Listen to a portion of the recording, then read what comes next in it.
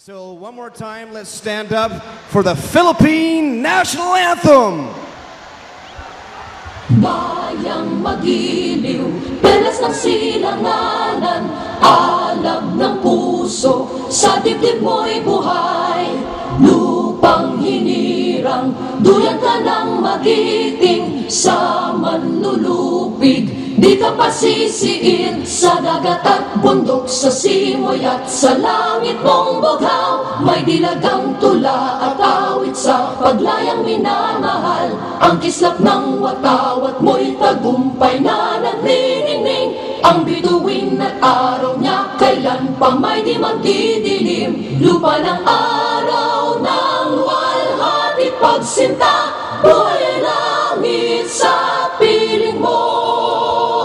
Aming ligaya na pag may mga api ang mamatay ng dahil sa'yo.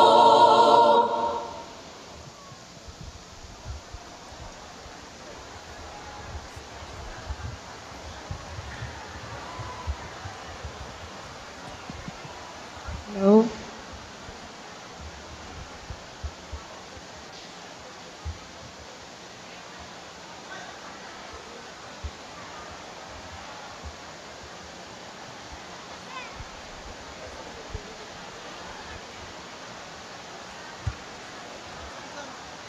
Hello, Manila.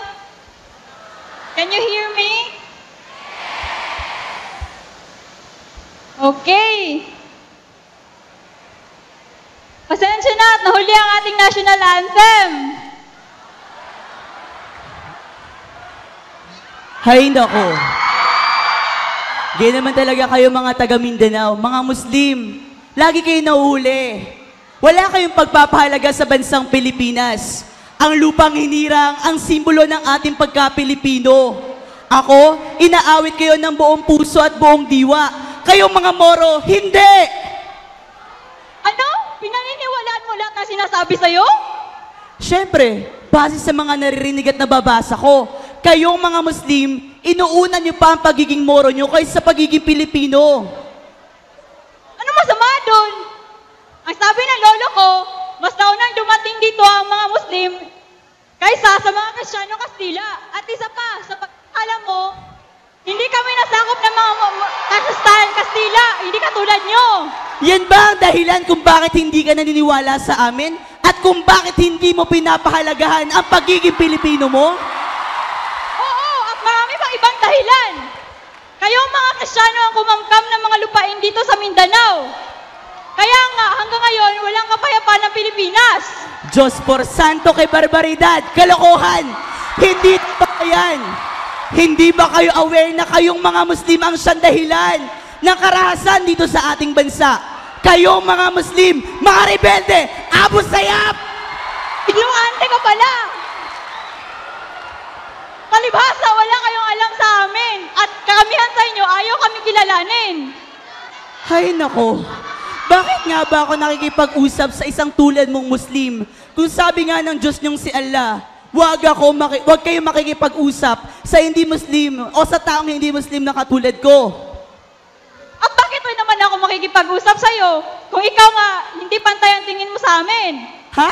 Pinakikinggan mo ba ako? Oo! Hindi. Pinakikinggan mo ba ako? Pinakikinggan mo ba ako? Hindi. Pinakikinggan mo nga ba ako? Ikaw, pinakikinggan mo ba ako? Pinakikinggan ba natin ang isa't isa? Are we respecting each other? How can we use technology to build understanding? Magandang hapon, Manila! At magandang hapon, Pilipinas! Welcome sa PeaceTech 2011. Sa ating mga participants sa Mindanao at sa Manila, kumusta kayo dyan? Welcome to sa ating PeaceTech ngayong January ng 2011. Sa different schools participating dyan sa Manila and also the high schools and colleges including PUP, welcome sa ating PeaceTech, of course.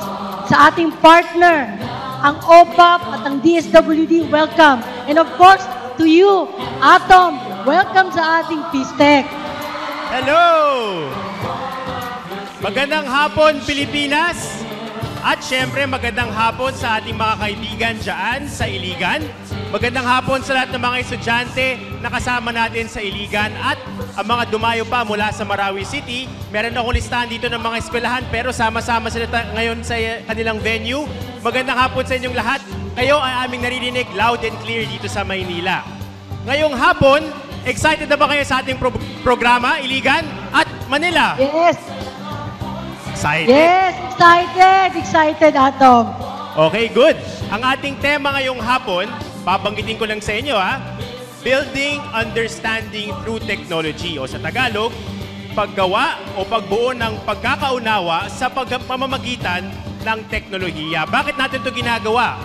Unang-una, nakita natin kanina, palakpakan naman natin yung ating mga actors kanina. Sila po ay uma-acting lamang, hindi po totoong awa yun. Napakagaling ng ating mga actors mula po dyan sa Iligan. Ang ipinapakita nila ay nagiging problema kapag hindi tayo nagkakaintindihan. Kaya ngayong hapon, ang gagawin natin, tayo ay magbubuo ng pagkakaunawa sa pagitan ng mga kabataan mula sa iba-ibang mga lugar sa pamamagitan ng teknolohiya. At syempre, dahil sa teknolohiya ating ginagamit, kitang-kita po natin ang ating live ng mga kaibigan at kabataan mula sa Iligan. Magkawayan nyo nga yung ating mga kaibigan sa Iligan. Kaway naman kayo dito. Hello! Sa Maynila. Manila. Energetic yung team mo dito, Atom. Ayan. Kamusta kayo dyan, Baikon? Okay naman. Actually, happy ako, Atom. Kasi maliban sa ating usapan ngayon ay kapayapaan. Alam mo bang dito ako nagtapos? Dito sa Mindanao State University, Iligan Institute of Technology. Kaya proud ako, Atom. Kaya baka gusto mong ipasyal sila kung saan nanggagaling at saan ang naaabot ng ating Pistek. Yes, Atom. Oo. Siyempre, napakahalaga niyan. At ngayong hapon nga, tayo ay i-showcase natin yung kakayanan ng communications technology. Siguradong marami sa inyo ang mga magagaling na sa teknolohiya. Sino dito yung mga marunong mag-computer, mag-internet, at mag-cellphone. Ngayong hapon, mas upgraded na level ng technology ang ating gagamitin. At tayo ay papakita natin sa ating mga kaibigan mula sa iba't ibang bahagi ng Pilipinas kung paano tayo nagkakaunawaan. Baikon, tanong mo naman sa ating mga kaibigan dyan kung sino yung mga nakabisita dito sa Maynila. Bago muna yan, Atom, why don't we show yung ating logo sa mapa para ma-imagine naman ng aking mga ka-team dyan sa Mindanao kung anong itsura ng Iligan. Okay?